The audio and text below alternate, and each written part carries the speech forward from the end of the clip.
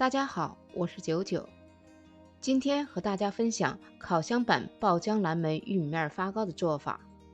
这款发糕操作简单，省时省力，吃起来有蛋糕的口感。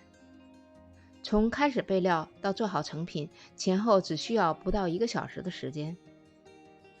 这是我们使用的细玉米面，把125克玉米面和125克中筋面粉混合搅拌均匀。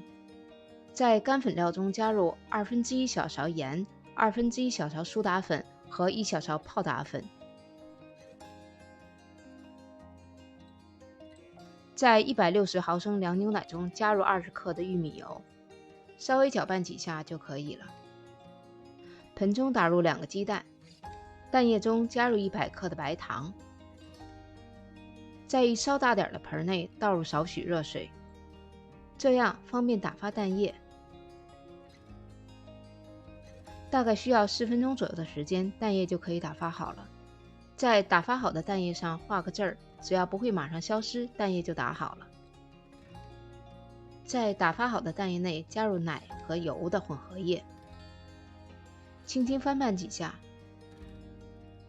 把干粉分3次加入到湿料中，每次加入后都要轻轻翻拌，不能用力搅拌，要翻拌到最后看不见干粉颗粒就可以了。我用的是8寸烤盘，烤盘内刷上1层油，铺上油纸，因为刷了油，油脂就很容易贴在烤盘上。这是拌好的面糊，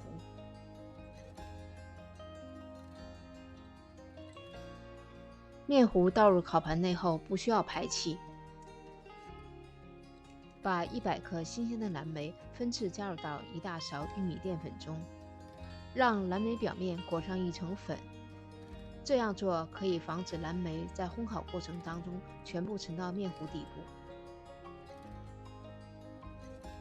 把烤箱预热到摄氏190度，华氏375度。在预热烤箱时，开始把蓝莓撒在面糊表面。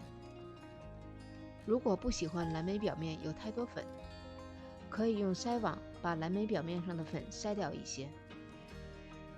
现在可以进烤箱了，大约烤27分钟就好了。这是烤好的成品。这款发糕加了玉米面和新鲜水果，又营养又健康。还有，它吃起来的口感几乎和蛋糕一样。暂时不吃，可以放冰箱保鲜存放3天时间。谢谢观看，欢迎订阅我的频道，我是家狗99，我们下次再见。